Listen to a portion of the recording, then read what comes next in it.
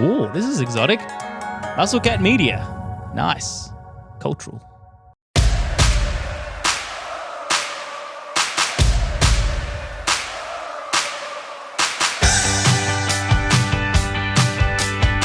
Well, back on the Expats on a Wednesday, an odd day for us to be recording, but it's for good reason, and that's because it's the only way that we could get the entire band back together. Eric, in fact, is not in a bush this week. He is with us on the Expats. Eric, hello.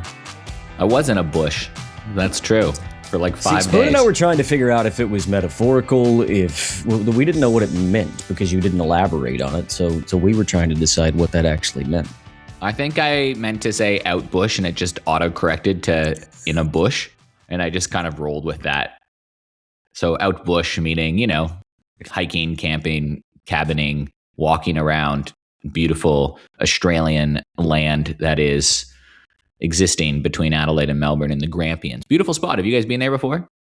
No. Just Adelaide and Melbourne, not the in-between. Highly recommend it. It's really cool. Obviously, like a very historic place and unbelievably diverse hikes. And like you can go through forests to streams to waterfalls to rocks to scrambles, and a humbling experience too, right? Like this is a place that have like the oldest rock paintings on Earth. So it's like 20 that too fat. It's kind of humbling to walk through a cave with like paintings that were there 22,000 years ago, which is like a pretty like humbling experience knowing that humans were there 22,000 years ago. And you get to kind of walk on the same place that they were. Like it's just it's a cool experience. I recommend it.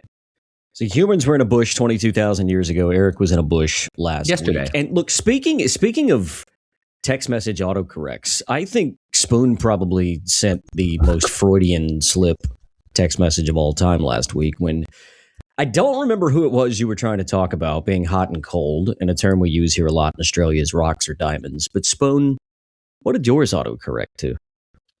It autocorrected to rocks and diamondbacks. I feel like we were maybe talking about the North Queensland Cowboys, potentially, because they were terrible last week and then great this week. And yeah, rocks and diamondbacks, baby. And then you tried to correct it, and I was like, no, it works. Yeah, it was better the first time.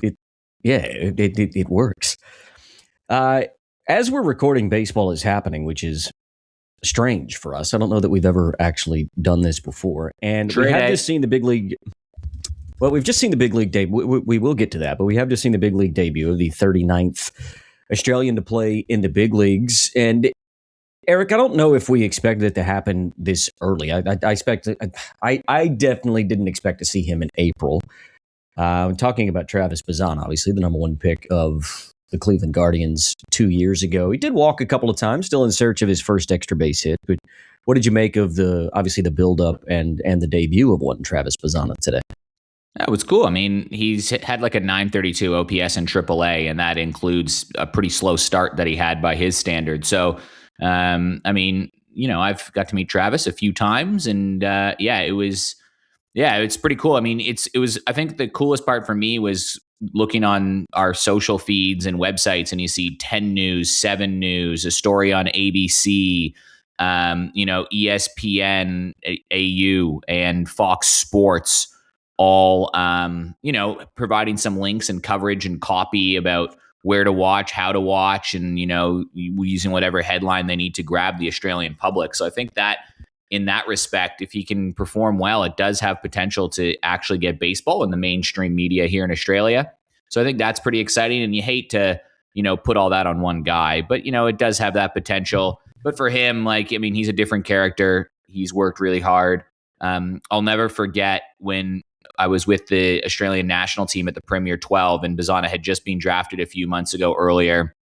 We just finished training camp. We were all together for 10 days in Fuchu, and then we caught the bullet train to Nagoya, where we were about to play Samurai Japan. And, we caught the bullet train at like 8 a.m, got into Nagoya at like 9:30. You go to this hotel, and the rooms aren't ready until like 2 p.m. as they normally are. And then we kind of get to the front. You get your typical hotel response, right? We'll do a rolling entry to your hotel rooms, and everybody had just trained. There was a training day tomorrow, 2 days before the game.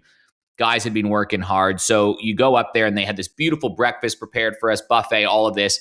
And all the players kind of divided, not into groups, but we're just hanging out. Like coaches were chatting, people were talking about life, not baseball. There was a big NFL game on. It was like Monday Night Football. A bunch of guys in the fantasy league were all watching video. And like it was cool. It was team bonding. And Travis is very much loved by all his teammates. That is for sure. But what stood out for me was I went to the luggage room and Travis Bazzana was lying there on the floor with his phone.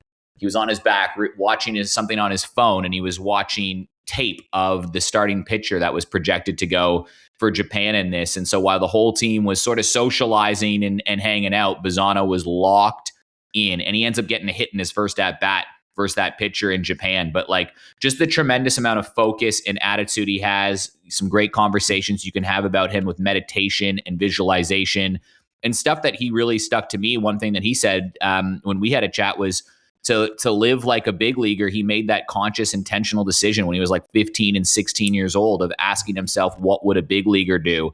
So if, when we're 15 and 16 years old and we get a text from our buddies being like, hey, we're going, I don't know, this is Guelph. So we're going to the bowling alley and we're going to go hang out with girls. Travis Bazzana might say, you know what? Is that something a big leaguer would do right now? The answer is probably not. I'm going to go to the high performance center at 9 p.m., take a few extra swings in the cages. So yeah, pretty cool story for Travis.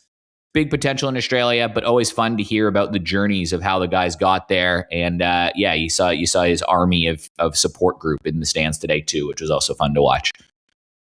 Well, I hope that he can stay up. That's the other thing. We hope that he doesn't yo-yo too much. But a guy makes his debut. It's inevitable that he could struggle. But look, he's always been a guy that has had a great command of the strike zone, and he showed that today against big league pitching with a couple of walks after striking out in this first at bat. So I think it'll be, it's going to be a learning curve for him, but he does. He kind of has the same makeup as a hitter, obviously with more power, but kind of like a JJ Weatherholt, who we've seen obviously be very successful. Those guys went in the same draft. I think JJ was like pick 10 out of West Virginia, the same year that Travis was the number one overall pick out of Oregon State. But those guys have similar makeups in terms of their approach at the plate. We've seen JJ have a lot of success in the first month as a big leaguer, so I don't expect it to be anything different for Travis. And historically, he hasn't played in the major leagues yet, but he did this in the World Baseball Classic twice, right? He had that huge hit that got Australia within 4. He had that home run versus Chinese Taipei, which was a clutch moment. He's done it at every level he's played at. Oregon State in the playoffs with Lake County, last year with Columbus, this year with Columbus. He's built for the moment and built for clutch, right? Like there was that game this year with Columbus. He was like 0 for 5, ends up with a winning double or triple or whatever it was, a walk-off. So they intentionally walked him and put him on as the potential winning run with 2 outs in the 9th inning. And you know what? Like it was getting boos from the crowd because it kind of spoiled the potential moment. But you know what? That was this right play from Kevin Cash in Tampa Bay, because I'm sure they would have done their homework on this guy and seen that he is clutch as hell. And don't let a guy who is built for magic and built for moments, and there will be plenty of those moments, don't let him burn you if you don't have to. So while obviously it's frustrating that you didn't get to see him swing the bat with a chance to win the game, you know what? Like fair play, and there's already instant respect for Travis Bazzana without having a hit in the major leagues. They walked him. Crazy. Spoon, I'm interested in your take on this, because you come at fandom of baseball from a different direction than a lot of people in Australia, right? A lot of people in Australia grow up in the grassroots system. You do still play some weekend warrior baseball on the weekends when you're physically able on Saturdays and or Sunday mornings. But I'm interested in your take on this because, you've always followed baseball as a Major League Baseball fan, not so much as a fan of Australian baseball that has sort of moved over to Major League Baseball. So as somebody in your shoes, I'm interested in your take on what you think a guy like Travis Bazzana potentially could do for the sport in terms of growing Major League Baseball fandom in this country. Yeah, it's interesting. Anecdotally, I had a heap of mates messaging me right after the draft, because obviously, to Eric's point, a lot of the big news corps here were sort of picking it up and running with it, which is good. And I think I wonder how different it would have been if he went pick 1 instead of pick 2. Like something as small as that. You remember Andrew Bogut going number 1, Ben Simmons going number 1, like these Australian guys going number 1. The difference between 1 and 2 feels huge, right? Like not at a draft level, but as a headline level. So I think it's awesome that we had something like that happen. And yeah, I've had a lot of mates message me and say, I really want to get into it this year. A lot of these same mates were enthralled by last year's World Series, which was maybe the best World Series ever, result aside. Yeah. But then the problem, well, for me, is a lot of those friends said, should I be now going for the Cleveland Guardians? And I said, absolutely not. No knock on Cleveland as a team or anything like that. I think it'd be really cool if he could carve out his name there. I also wish he went to maybe a sexier team or a sexier market. But that's the randomness of a baseball draft, right? And fair play to Cleveland. They're having a better season than I probably expected this year. I just think there was a lot of doom and gloom about them last year, especially with the Class A stuff kind of, coming out, and another one of their relievers as well towards the end of the year. I had them earmarked this year as a team that might be not so fun to watch. With that in mind, I wasn't expecting him to be up in April, like Eric said as well. So, yeah, I think it's going to be an interesting one. Does he draw, not just interest, but fandom to Cleveland in a much smaller scale of what Ohtani has done for both the Angels and the Dodgers? And, a lot of these Japanese guys can do for teams that may not have been getting as much local support. They're now getting the overseas support. Like, could Cleveland just become Australia's team? We'll see. Yeah, I mean, Australia is not going to move the market for Cleveland really anyways. But I think what is the big potential here in Australia is, all right, I mean, Curtis Mead is up there right now, but he's been kind of up and down for the last 3 or 4 years. So we've had some great players from Australia, even recently, right? Like Liam Hendriks, for a patch of 5-6 years was one of the best, if not the best reliever in baseball, right? He's a 3-time All-Star.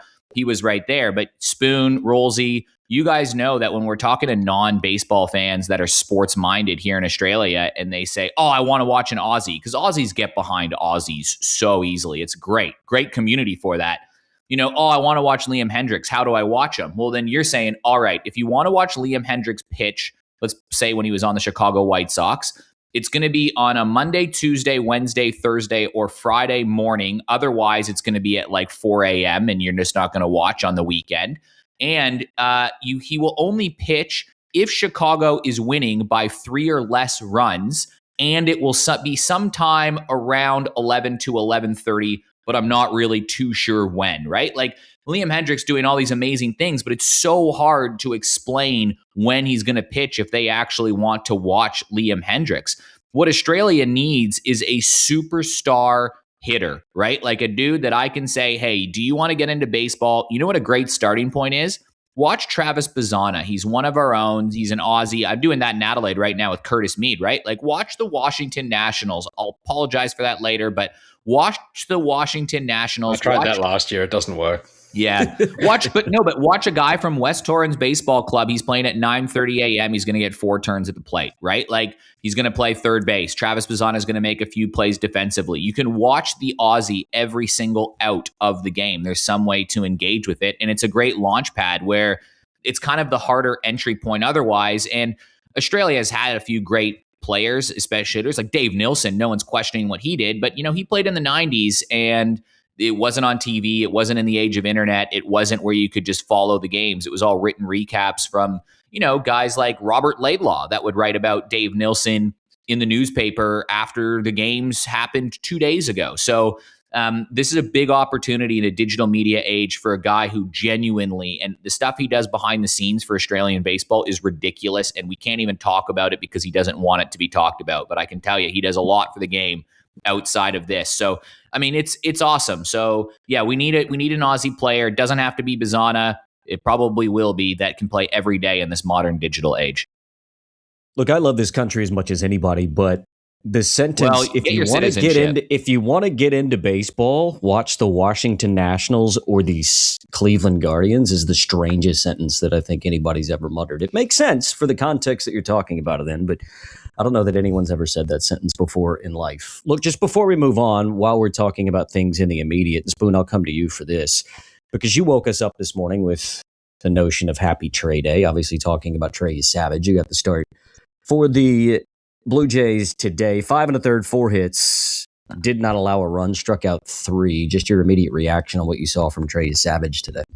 Yeah, he looked good. I mean, obviously he was going to be on a pitch count, and I think he finished 70 pitches or something like that, which is a good sign for a first start. We're actually in a really exciting time as far as some of these guys coming back. Zach Wheeler made his first start this week too.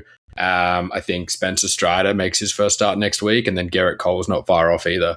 I mean, it can be such a mixed bag with these guys that had, no spring training or interrupted kind of preps. I mean, I'm watching right now Merrill Kelly give up 5 runs for the 3rd straight time since he's come back from the IL with an interrupted start. So I think, all you really want to see if you're a Blue Jays fan is get through a few innings, have 70 or 80% of your command, don't get hurt, and get out of there. And that's kind of exactly what he did.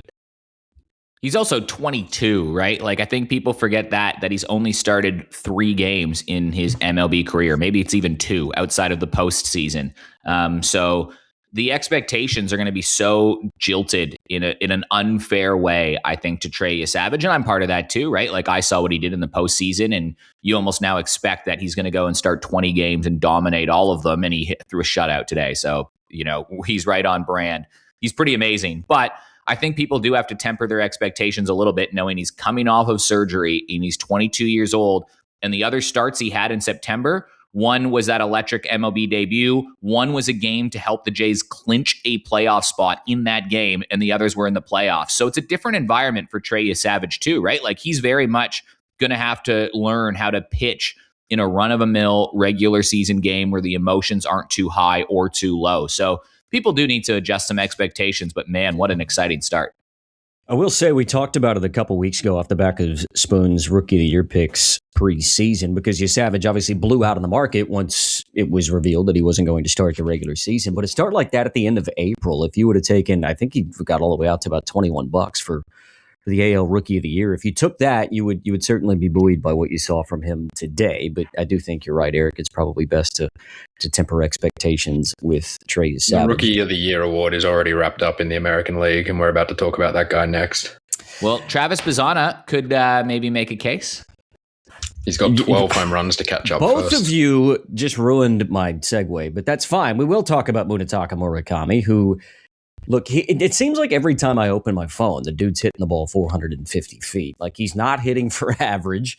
He's realistically probably not driving as many runs in as he should for the amount of home runs that he's hit, but it's because of the team that he's playing on. But have we seen a guy that has come on, sort of Shohei notwithstanding, but have we seen a Japanese guy burst onto the scene like what Munetaka Murakami has done? And remember, we talked about just how hard it is for these Japanese guys to come over and win the Rookie of the Year. And the market's kind of reflected that, because I don't necessarily know that he was the favorite. He was somewhere around $7 or $8, wasn't he? So even the market was a little bit kind of hesitant about that. But what we're seeing from Munetaka early, I mean, look, he is 26 years of age. To call him a rookie in the traditional sense is probably not fair, but I don't think anybody in their wildest imaginations expected for him to be doing what he's doing. Rolsey, you are right about almost everything there, right? Like, it's amazing. He's a highlight machine. But let's not forget about the Japanese player that has done this before, and he's not in uncharted territory. And there is a 0.0000% chance that Munetaka Murakami eclipses what the best Japanese debut ever was, which was Ichiro Suzuki, right? Like, he led the league in hits, 242. He had 56 stolen bases, and he hit 350 as a 27-year-old rookie with a WAR of 7.7.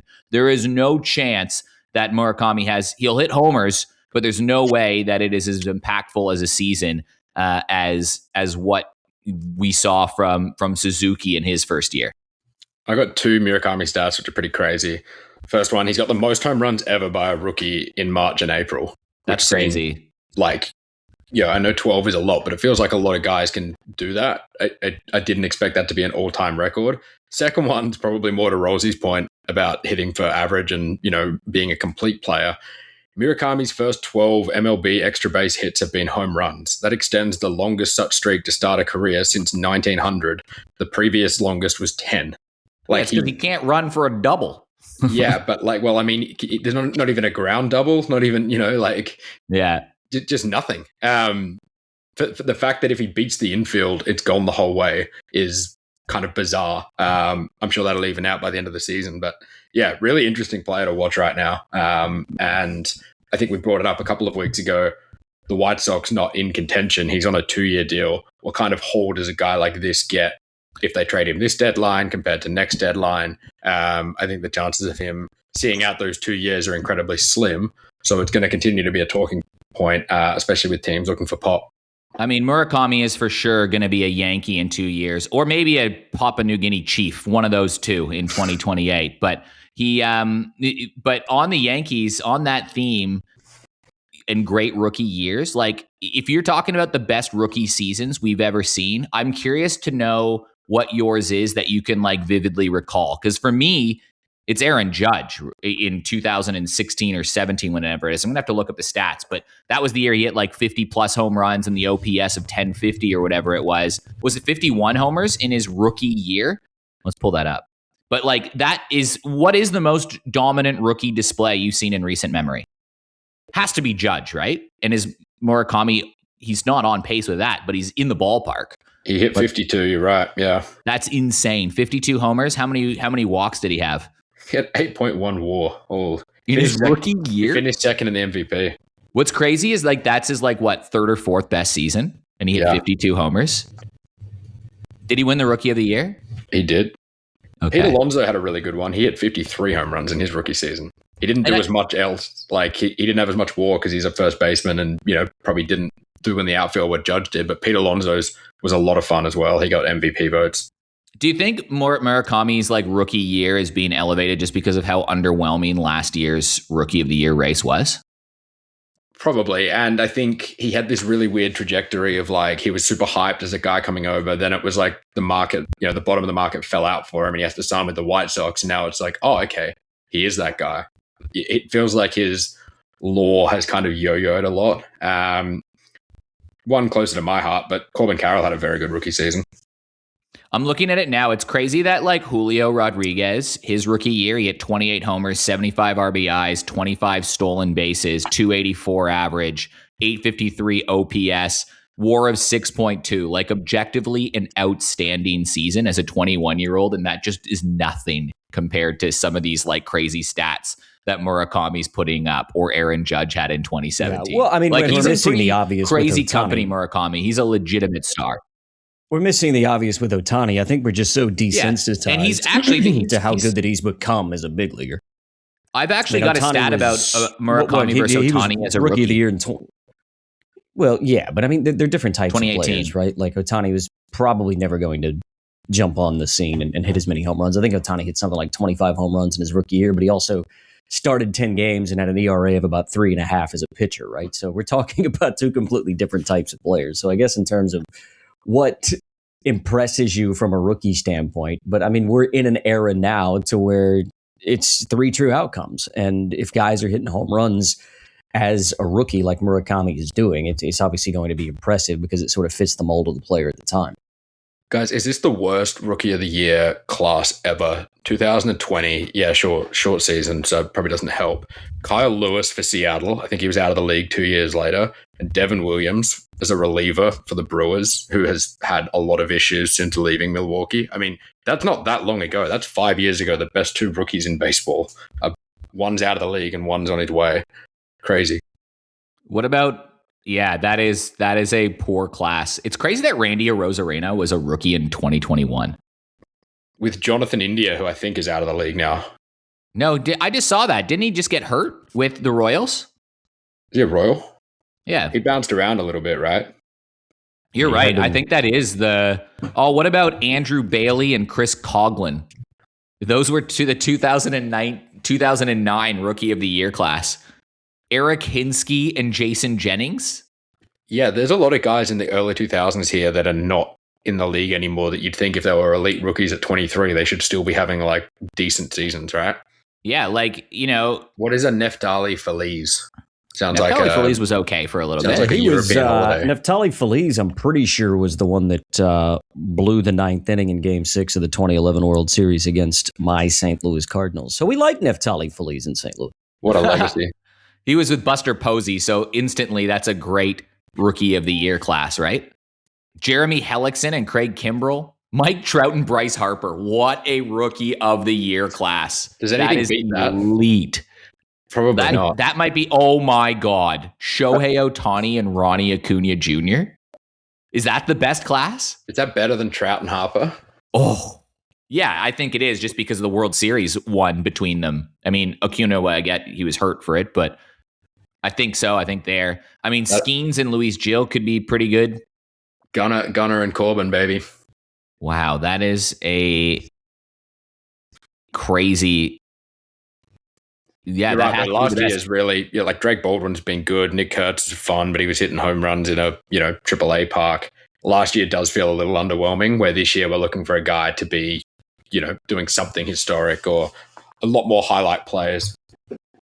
I do think Drake Baldwin is going to turn out to be a elite baseball player, but you're right. It doesn't have the sexiness of a guy like Murakami, who could legitimately tickle the 50s and maybe even the 60s in his career in terms of home runs. Well, look, moving on from Murakami and rookies, Spoon, I'm going to give you the floor because you want to talk about the Mets. And look, I don't have any idea what on earth you want to talk. Like we buried them, but you've just told us that you want to apologize about something.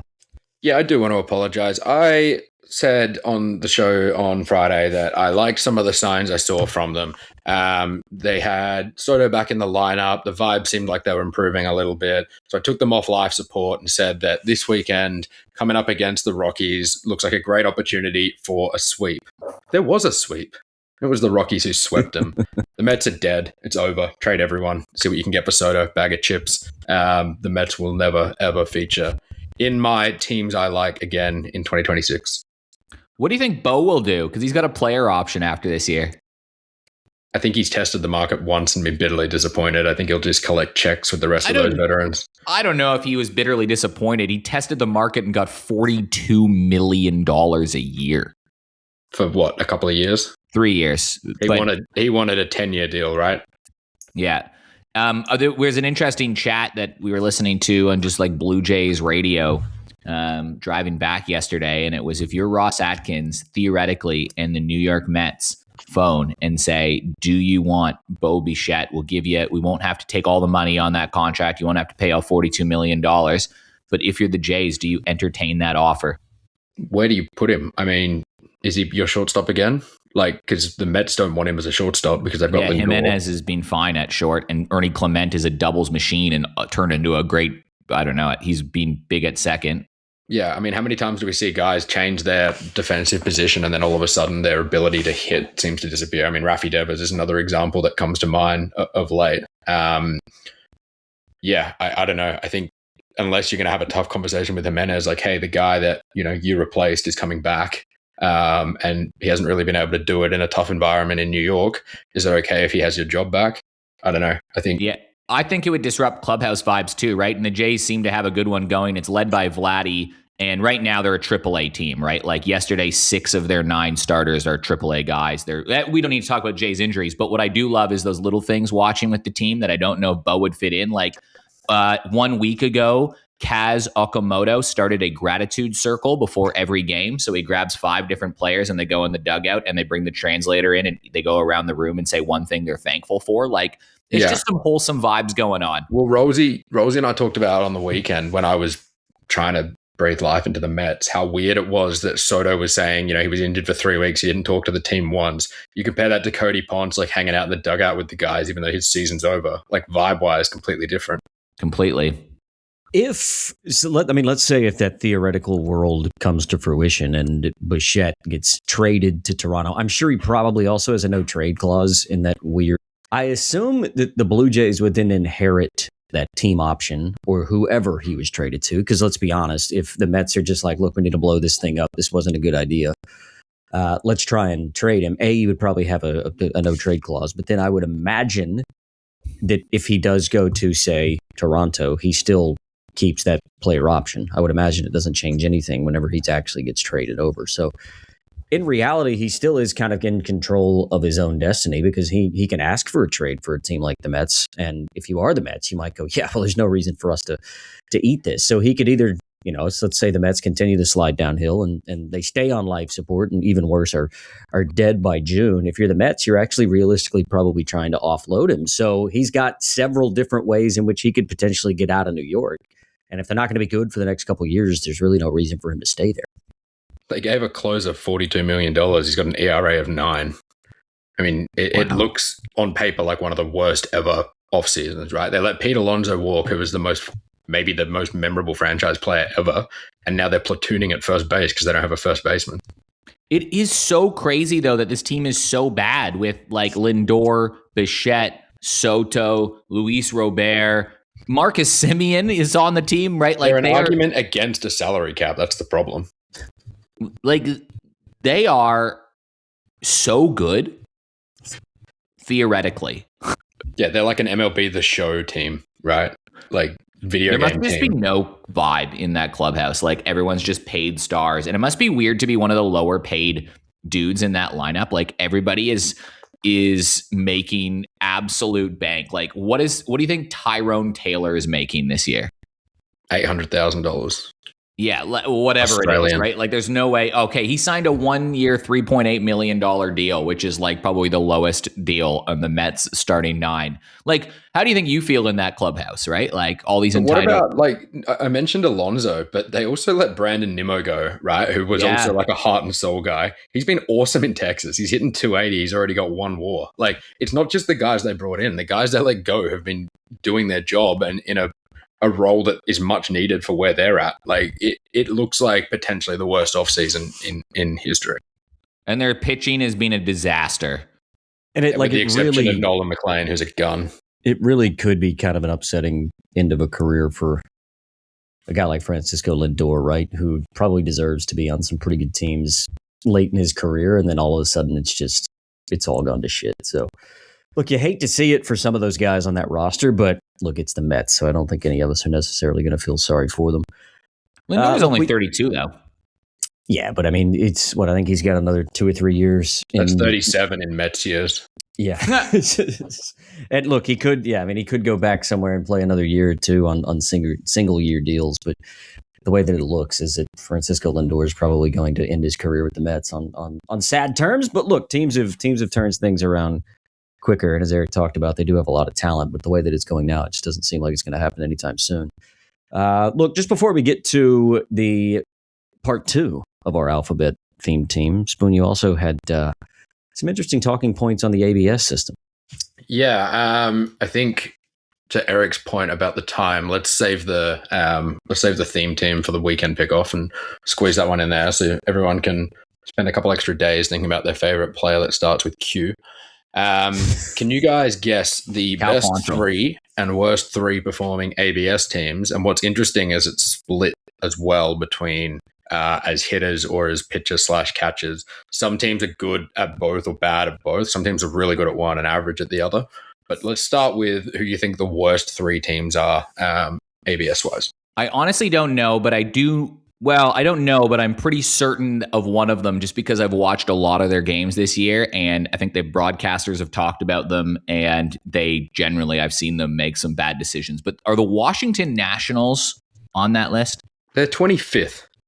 Overall? They're pretty bad, though. Like, I've seen a lot of missed opportunities there. So the rating, whatever it is, total versus expected, I assume it's expected strikes versus balls or whatever. They're minus 10.8, which is split between minus 4.2 hitting and minus 6.6 catches. So, poor at both. But there are 5 teams worse than them, or 6 teams worse than them. The Guardians? I mean, the team, I know that St. Louis have gone quite well, particularly their catching staff. Like Pedro Pajes, I think, has been incredible at it from behind the plate, but I don't know if they'd be one of the highest success rates. The Guardians are 4th worst overall, but the worst hitters. Well, what about the Cardinals? The Giants? Cardinals are 11th. The Giants are the worst team. They're minus 20 overall, minus 9.7 with the bat, which is the 3rd worst, and minus 10.3 as catches, which is the 4th worst. So they're not doing anything right anywhere. And it's not even really close. I mean, the 2nd worst is the White Sox at 15.9, and then the Yankees at 15.7. So yeah, the Giants are not having a good time. And I think a lot of it as well, there's some guys on that team who are very frustrated. If you look at, like, I don't know when you guys last saw a Rafi Devers or a Matt Chapman AB, but they like swing at pitches they shouldn't, and then they stare at a strike, and then they convince themselves there's no way they just took strike 3 without swinging, and they just like rage challenge, and it's right in the middle of the plate. It's happened a lot. Let's switch to the best 3. Well, this one has nothing to do with what I've seen, but only because of why you have introduced this question. Are the Diamondbacks in the top 3 or 5? Diamondbacks are 14th, perfectly average as always. So Credit, I was run off from it. on my logic. 500 completely. arrives all the same. Well, I'm trying to think of who I've seen recently. What games have I been watching? Because they do talk about this in there. Where are the Cardinals ranked again? Did we go over this? 11. I feel like a lot of broadcasts think their teams are doing better than they are. Unless they're like in the bottom 5, then they're the worst. All right, well, let's go with the Atlanta Braves just because they're playing great baseball. So that would suggest that they would be doing other things well, too. They are worse than the Washington Nationals at 26th, believe it or not. No, really? Yeah. Wow, I'm way off on it's mostly the catcher, so maybe that is a little bit of Drake Baldwin stuff going on there because the hitters are average. Just thinking of catchers let's go who would be LA Dodgers then. Yeah. I think I've got this, and I think it's because I watched them play the other day, even though they've been atrocious and probably one of the worst teams in baseball at the moment. But because they've got Salvador Perez, I would imagine the Kansas City Royals. The Royals are the best, but not for the reasons you think. They're plus 19, which is nearly 4 better than the second best. 14.4 of those is coming from hitters and 4.6 is catchers. So it's actually got some dogs in the box. I mean, Salvi obviously gets to hit, which helps. Dodgers are 21st, bottom 3rd. What? I'm just going by catchers that are like elite at that sort of. Blue Jays, no. Blue Jays are 7th. Oh, they've wow. actually got 8.1 from catching, which is impressive given Kirk's been out and they've got this weird like platoon of guys who shouldn't really be on the team. So are you seeing like a trend to where hitters Who is it? overall, like the offensive guys on teams are actually challenging more than what the top catchers are in terms of total numbers? So even if a guy like Salvi did have, he would easily be, I would think, in the double digits in terms of successful challenges, just because of the sheer volume of the rest of the team. You probably, I would imagine, have to have a lot of offensive guys that are good at doing it because it can't be held up by the catcher. Which actually, that surprises me. I would have thought it just would have been the best catcher. The logic you speak of is sound. The most challenges by a hitting team has been the Twins with 43. The most challenges as fielders, which is catchers plus pitchers, but as we've spoken about, it's 99% catchers, is the Marlins with 54. And that is where they are thriving because they are the second best team, or the third best team overall, but the second or third best team as fielders and catchers. So Augustine Ramirez. Who are the best? We've listed 27 teams and we still Royals haven't touched on the... Just not for the reason Rolsey had. Cubs 2 and Marlins 3. And then in 4th is your New York Mets who are doing something right. Great. Who's the Cubs like full-time? Carson Kelly? So Carson Kelly, Salvador Perez, and Augustine Ramirez, I guess, are the 3 guys you're looking at behind the plate for the majority of the time for those 3 teams. But it sounds like what you're saying is the majority of that's coming from hitters anyways, even on a team like the Marlins who have the most wins from catchers. That's interesting to me. I would have thought surely it was defensive-led more so than offensive-led. The best 2 catchers have been Seattle, 17.2. Unfortunately, their batters are minus 7.6, so Cal Raleigh, props there. And then the Tigers, 16.8 defensively, and then negative 5.2 with the bat. So Dylan Dingler, I guess.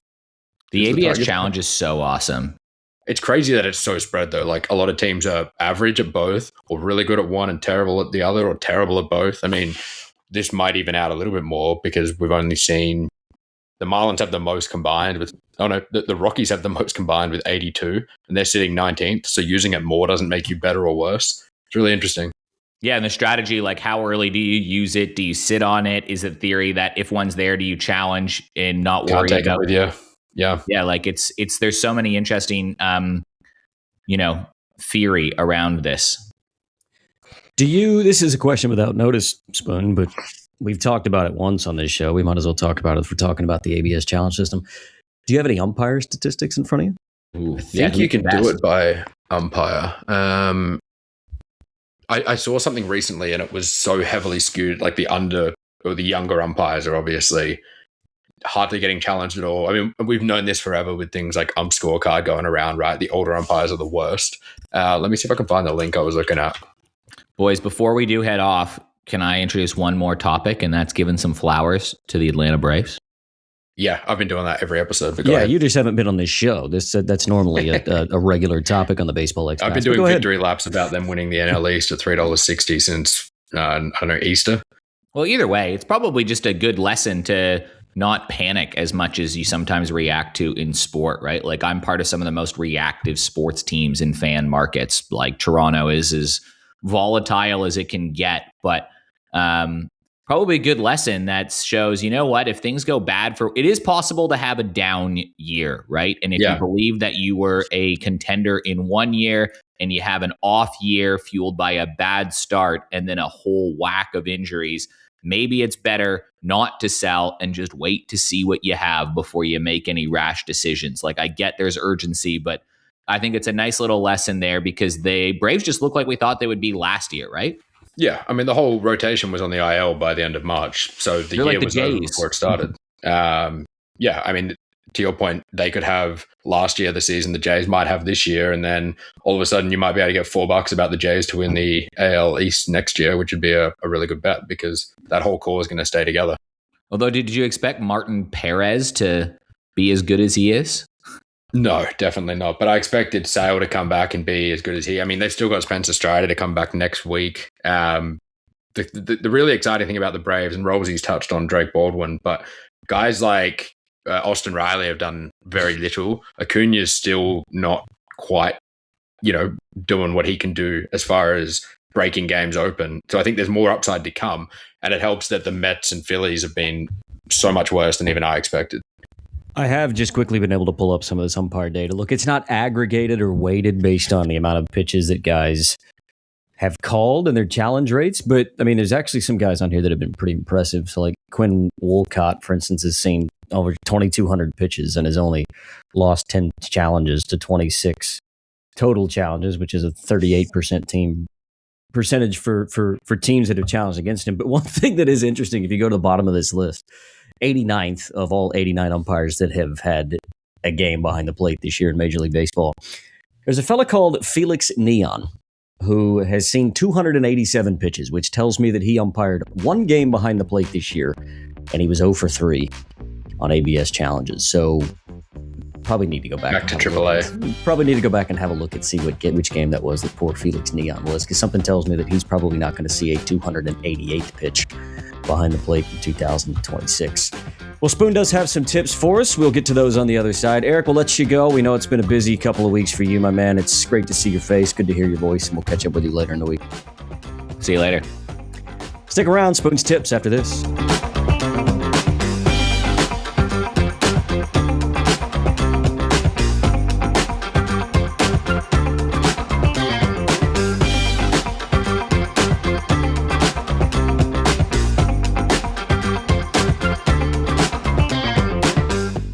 Well, a couple tips for a bit later than midweek slate this week. It'll be the Thursday slate here in Australia, the Wednesday games in the United States. And again, as I said at the top of the broadcast, we are it's earlier in the day than what we would normally record. Baseball is still happening. So full transparency, no markets currently out for either of these two plays. But Spoon has identified a few pitching matchups that he likes tomorrow. So Spoon, we'll let you take it away. Your first comes in the Astros-Orioles matchup tomorrow.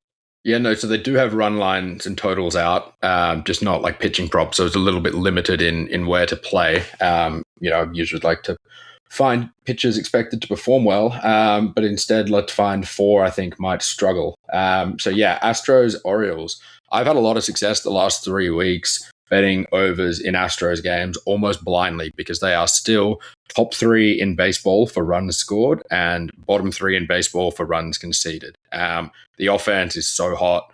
Yordan Alvarez is going to win the MVP, but everyone's contributing. And the pitching is just getting worse and worse. It reminds me a lot of the D-backs last year where, a lot of your rotation goes on the IL.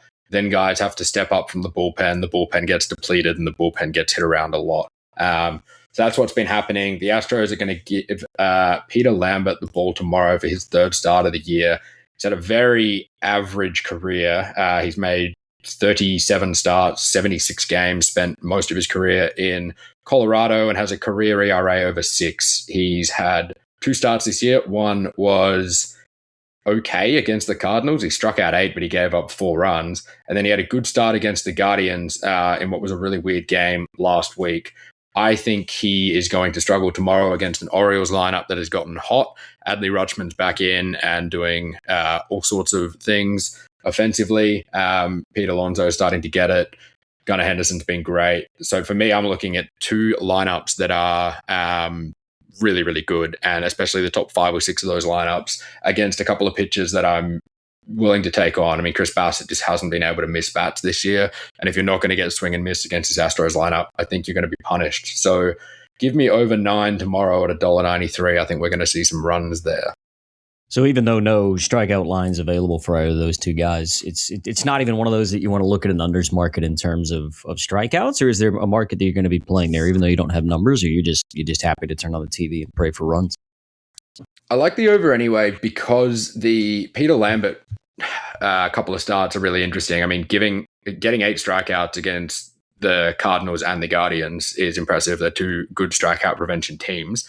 And the Orioles do swing and miss a little bit. So I think there's a world where he has a start like that one against St. Louis where he gives up 4 runs in 5 innings, could pick up a lot of strikeouts as well. But if he's going to issue a couple of walks, I mean, he walked 3 Guardians, and then a Gunnar Henderson or an Adley or a Pete Alonso comes up, that's 3 or 4 runs really quickly. So I think it's a better way to play tomorrow. And look, there is some symmetry here. You just mentioned there Yordan Alvarez. You think he could win the AL MVP. His team's current winning percentage, where are they? The Houston Astros. Well, you've got to scroll a ways to find them. 367 is their current winning percentage at 11-19. You've got to go back to 1991 to a time that there was a team nearly as bad as that had the AL MVP. Cal Ripken in 1991.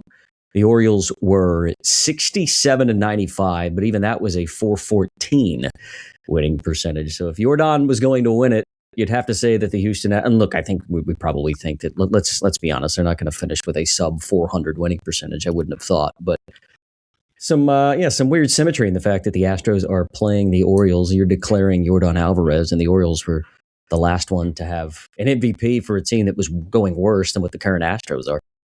What was the worst Angels team that Trout won one on? It was immediately where my brain went. So he won in 14, 16, and 19. Let's have a look at those team records. 2019, they were 72-90. That's the third worst in Major League history. The second worst would be A-Rod with the 2003 Rangers. They were 71-91. So, I mean, those are teams that, that are 20 games below 500, and in Ripken's case, nearly 30 games below 500 that have done it, so it is possible. But, I mean, Trout's season was unbelievable. But, I mean, yeah, if Yordan goes off and hits 60 home runs, it's kind of going to be hard to ignore him, right?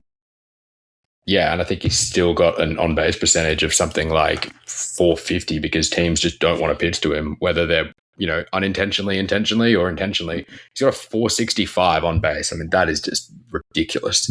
And that's with guys behind him like Correa who are driving in runs. So they're, it's not like the Soto treatment or the Vladdy treatment where it's like, we won't let this guy beat us, we'll put him on because the next guy can't hit. They're living with the fact that putting him on might come back to bite them, but at least it's not going to be a home run. He's got a 233 OPS plus. That's 2.3 times league average from an OPS perspective. I can't see numbers like that. I mean, Trout's best season by OPS plus was 194 in 2018. So, yeah, if he can sustain anything close to this, and we're not exactly tiny sample size anymore, I think Yordan Alvarez will win the MVP. That's silly. We talked about Mason Miller last week breaking FIP as a metric by going into negative runs allowed. And yeah, Yordan with an OPS plus, it's better than double league average is pretty outrageous. And like I said, the Cardinals played him a couple weeks ago, and he had a home run in every game, and it was annoying that they were even pitching to him. So at what point, if the Astros aren't even in contention, do they just put him on base? I guess the problem is they do have a good offense around him, which is the reason why you like that Astros-Orioles game, or one of the reasons why you like that game to go over 9 tomorrow. Let's move on to your second matchup tomorrow that you like, Tigers versus Braves.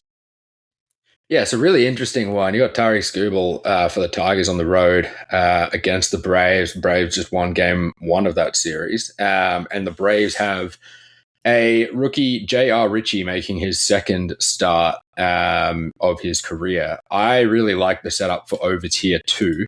There's a few interesting talking points for me. I mean, Skubal we know can be so good when he's getting swing and miss. But part of the Atlanta Braves resurgence this year has been avoiding strikeouts, and they're the 3rd best team in baseball at avoiding strikeouts. And at home, they're even better than they are on the road, where they're still quite good.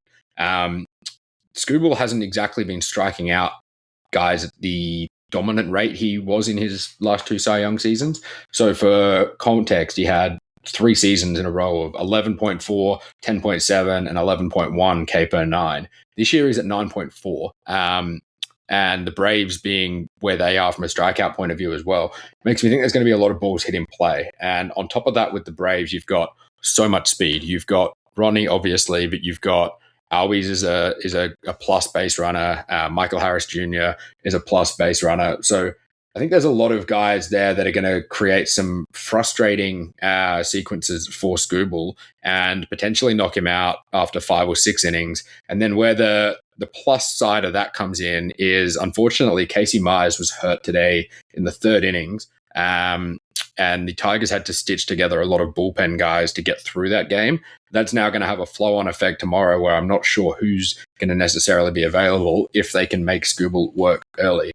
The other side of that matchup, I like taking on rookie pitchers. I like taking on guys who are making spot starts, and this is a spot start. Reynaldo Lopez got moved back to the bullpen. That was kind of not in the preseason plans, but the experiment didn't really work as well as they hoped, converting a reliever to a starter. So J.R. Ritchie's getting the call up and getting the start. And the Tigers offense, it can be rocks and diamondbacks, but they are able to score in bunches. And I think it just takes a couple of those big rallies against a guy who's kind of been thrown into the deep end to get us near where we need to be. And the over is a flat 8.0 at $1.83 I'm seeing. You'll be able to get better than that if you shop. Because I think this sets up as one of those games where one team could cover this on their own or go close to, and we don't need much from the other side. I like this out of you, Spoon. Something different on a Wednesday. Maybe we need to do Wednesday episodes more often. We're not talking pitcher strikeouts. We're talking offense, and it's Hump day hitters. I'm glad that Eric left, because otherwise we'd be talking unders in some, I don't know, what's the worst matchup of the day tomorrow? Just quickly scanning. Like, we'd be looking at unders and Angels White Sox. Yeah. Or Angels White Sox. We'd be looking at a parlay for under 6.5 in both of those games or something. It would just be 2 miserable watches. So instead, you've given us something to cheer for in terms of runs scored tomorrow. Astros and Orioles over 9 and Tigers Braves over 8. And as always, certainly stay in tune to @SpoonDoesBaseball, because I guarantee you when those pitchers lines do come out for tomorrow, our man will probably have a few plays that he likes once he scours the market. Spoon, my friend, always a pleasure. Good to see you. Good to see you in the morning light. It's the first time that we've done this in a while. Looking forward to catching up later in the week. Yeah, you too, mate. We'll see you Friday.